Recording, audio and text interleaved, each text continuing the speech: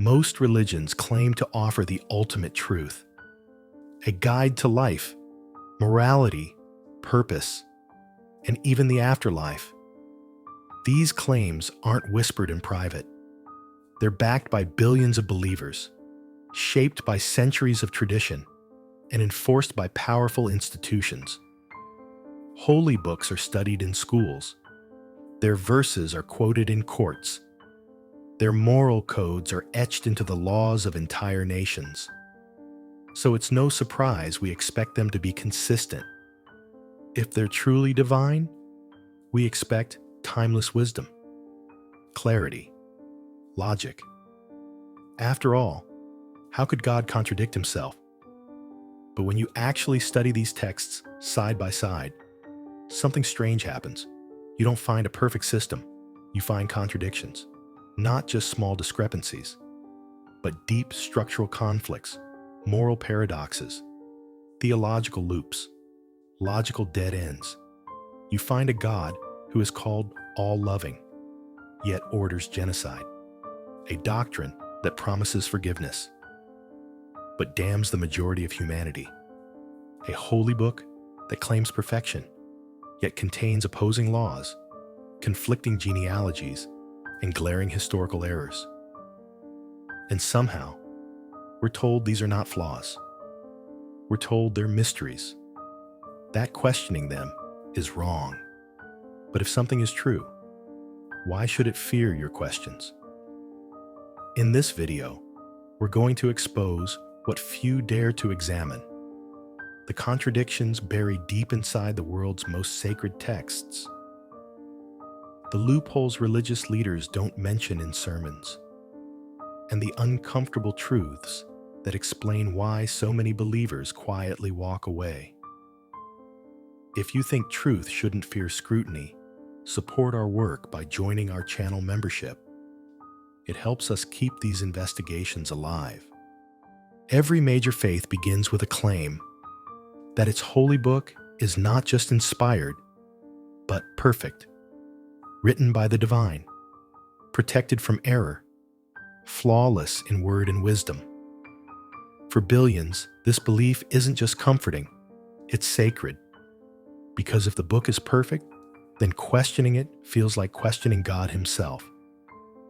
But perfection has a problem. It leaves no room for contradiction. And that's exactly where things begin to fall apart. Let's start with something simple: the story of creation. In one part of the Bible, God creates animals before humans. In another, he creates humans first, then the animals.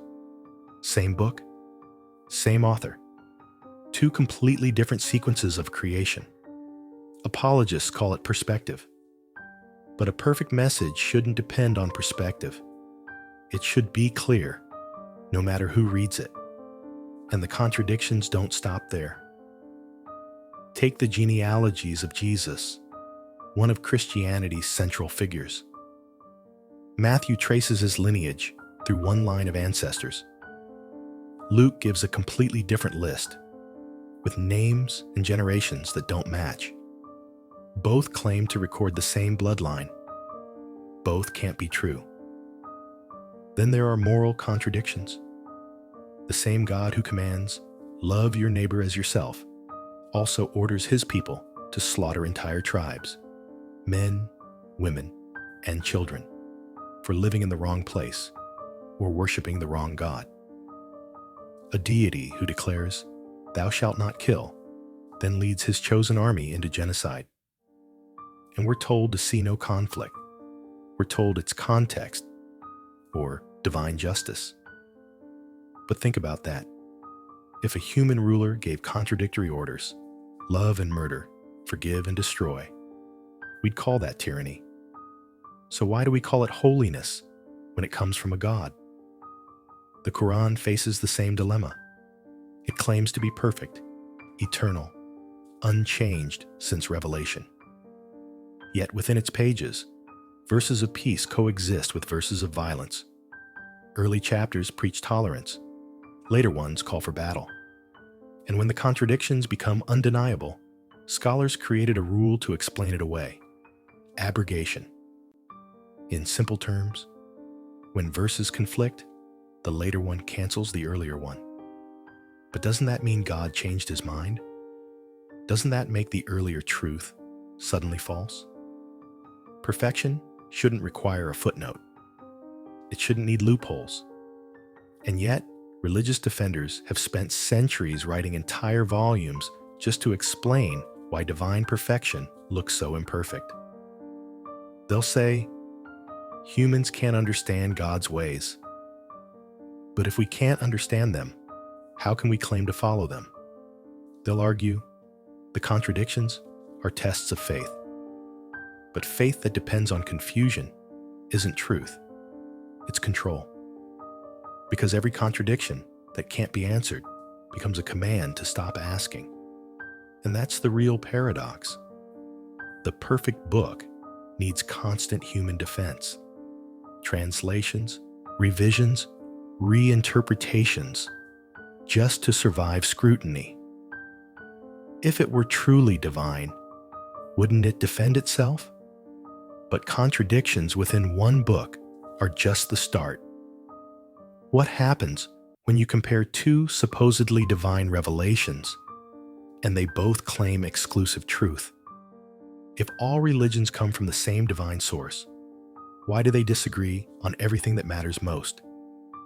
Christianity says God is a Trinity, Father, Son, and Holy Spirit, 3 in 1, a divine mystery beyond human logic. Islam says no, God is one. No son, no partner. To claim otherwise is blasphemy, a sin that condemns you to hell. Both claim to speak for the same God. Both say the other is dangerously wrong. Now ask yourself, can a perfect, all-knowing deity deliver two messages that directly contradict each other and still expect obedience from both sides? Then there's salvation. Christianity teaches that faith in Jesus is the only path. Good deeds? Not enough. Only grace can save you. Islam teaches the opposite. Faith alone doesn't cut it. You'll be judged by your actions, your prayers, your fasting, your charity. One says salvation is a gift. The other says it's a test. And what about the destination? Hindus and Buddhists speak of reincarnation, a cycle of rebirth that continues until spiritual liberation. No heaven, no hell. Just an endless wheel of life and karma. Meanwhile, Christianity and Islam speak of a final judgment.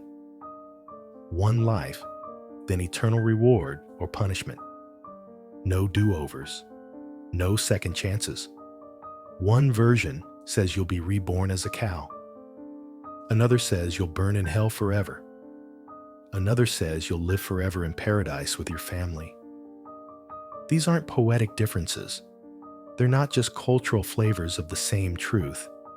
They are absolute claims, each canceling the others out. And yet, every religion insists that its book is right. Its path is true. Its followers are saved. But here's the dilemma. Either one of them is true and the rest are false, or they're all wrong, because they can't all be right. A God who tells one group to eat pork and another to forbid it isn't offering divine wisdom. He's offering contradiction. A God who commands love and peace in one book and calls for holy war in another isn't guiding humanity. He's dividing it. Still, some argue these differences are superficial, that the core moral message is what matters. But even that doesn't hold up to the evidence.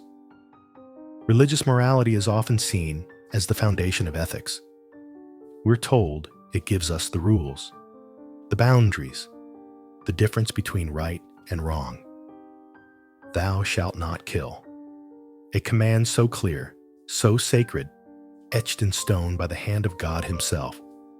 But then, God orders his followers to wipe out entire tribes, men, women, children, even livestock. In one breath, he says murder is a sin. In the next, He commands genocide. How can that be moral? How can an eternal command be so casually suspended when it's God giving the order? We're told to love thy neighbor, to show kindness, compassion, forgiveness. But what if your neighbor is gay? Suddenly, the tone changes. Love turns into condemnation. Some scriptures demand punishment. Others, silence, shame, exile. Apologists will say, God loves the sinner, but hates the sin. But laws don't just hate sin, they criminalize people. We're told God is love. But that same God created a system where billions will burn in eternal torment for being born in the wrong place, believing the wrong thing, or asking the wrong questions. Is that love? Or is it control? Let's go deeper. The Bible has verses that endorse slavery, not metaphorically, literally. It tells you who you can buy, how long they must serve, and how severely they can be beaten as long as they don't die within a day. And that's not from the devil. That's from God. In Deuteronomy, a child who disrespects their parents can be stoned to death. Think about that. A divine command to execute your own child for backtalk. And in some Islamic texts, if a woman is raped but can't produce 4 male witnesses, she can be punished for adultery. That's not justice. That's the system protecting itself by destroying the victim. Now here's the real problem. These aren't just relics of the past. They're still cited today by pastors, imams, lawmakers, used to justify policies, sermons, and social shame. You'll hear, those verses are from a different time, or they don't apply anymore. But if morality depends on when it was written, then it's not eternal. It's not divine. If God's morality can evolve, was it imperfect to begin with? Or did humans write these rules and pretend they came from heaven? Because a perfect moral system shouldn't need excuses. It should transcend time, not be trapped by it. And if that moral confusion wasn't enough, the contradictions spill into personal experience in ways believers quietly wrestle with every day. Prayer is sacred.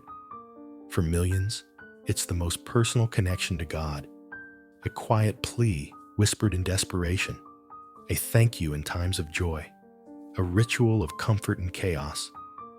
We're told God listens, that He answers, that nothing is impossible through faith.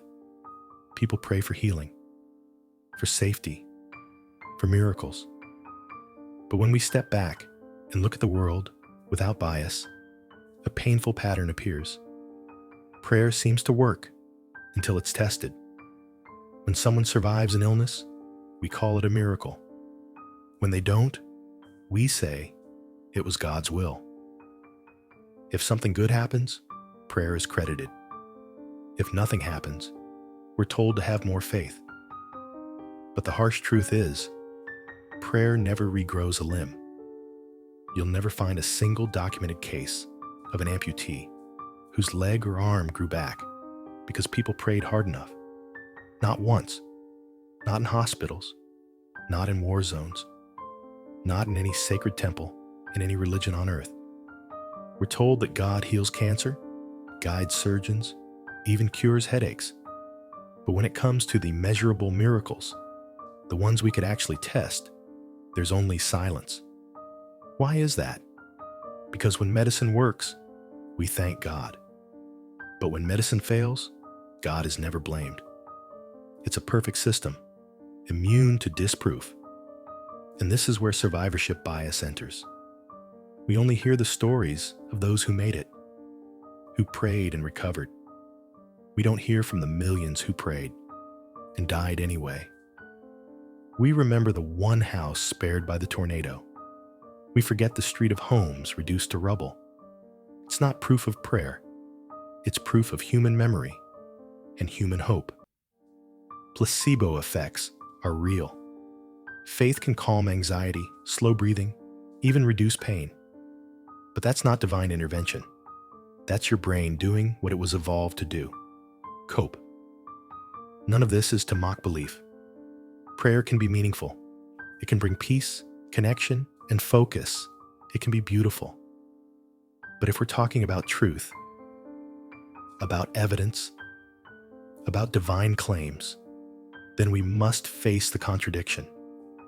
God answers all prayers, except the ones we can verify. But perhaps the most disturbing contradiction isn't in the texts or the doctrines. It's in the very idea of divine justice itself. We're told that God is just. That divine justice is perfect, beyond human courts, beyond corruption, beyond error. But when we look at the world, justice is the last thing we see. The innocent suffer. Children die of hunger. Natural disasters wipe out entire families, not because they sinned, but because they were in the wrong place at the wrong time. Meanwhile, warlords live into old age. Dictators die peacefully in bed. Criminals go unpunished. And we're told, don't worry, God will handle it in the afterlife.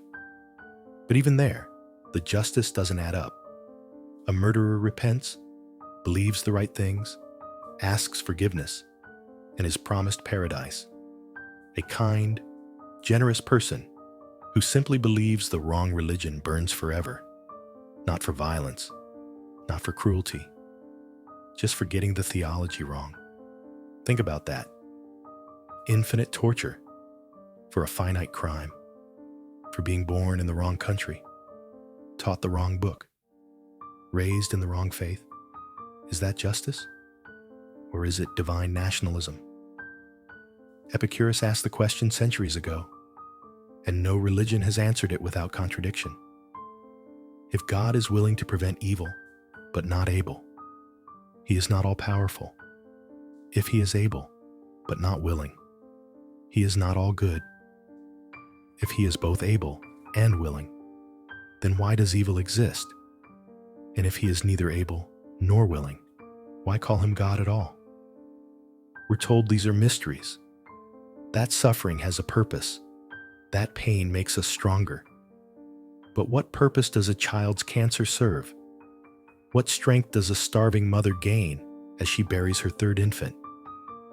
Is this the plan of a loving, omniscient being? Or the chaos of a universe without divine intervention? They'll say, justice comes after death. But how do we verify that? Where is the evidence? What kind of justice requires you to die before you see it?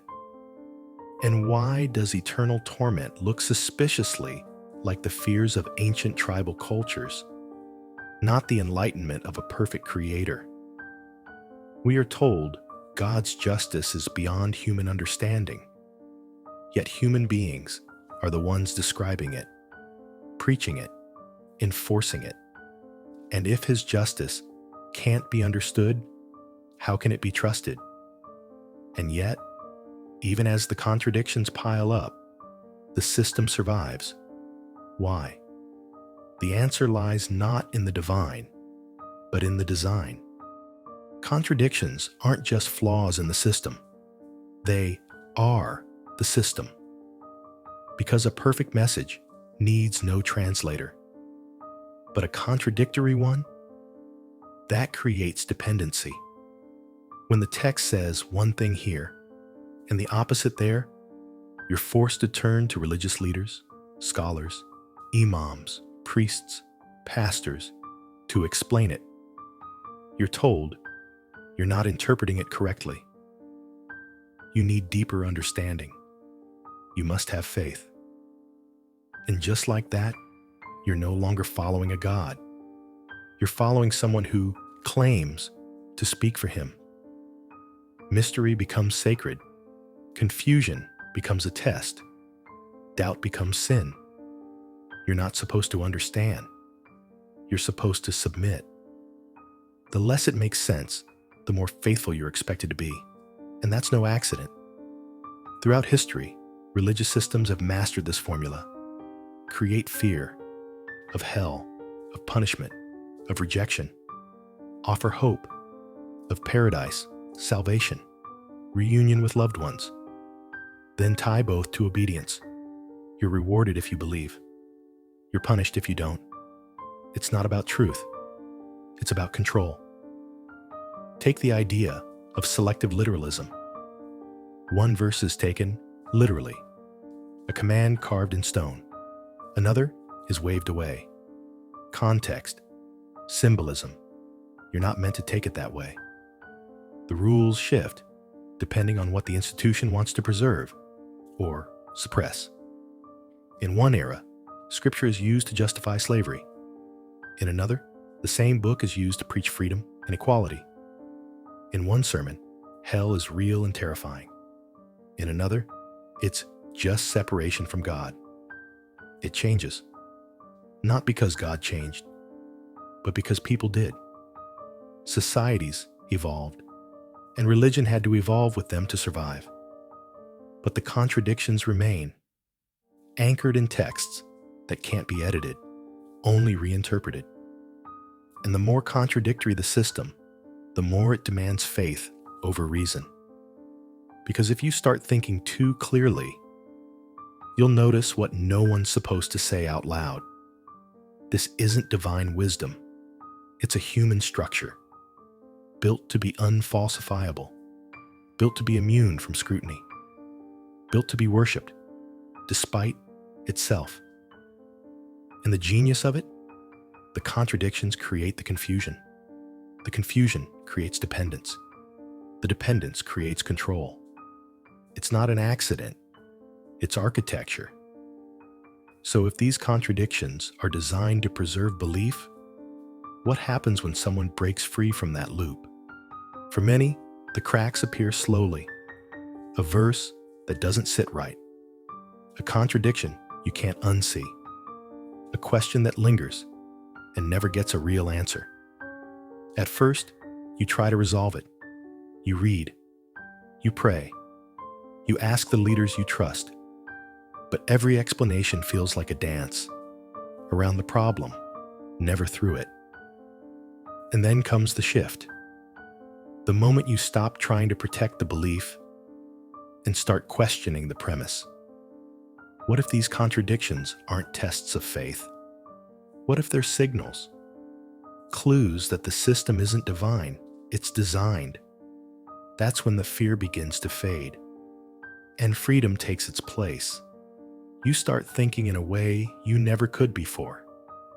Not because you're angry, not because you hate religion, but because you finally gave yourself permission to be honest, to let the questions breathe, to follow the evidence wherever it leads. And you realize you didn't lose your faith. You reclaimed your mind. You stepped out of a system built on guilt, fear, and reward, and into a world where doubt isn't failure. It's courage. You're not alone. There are millions who've walked that same path. Former Christians, former Muslims, former believers of all stripes. And they'll tell you, there is life after belief. There is wonder beyond doctrine.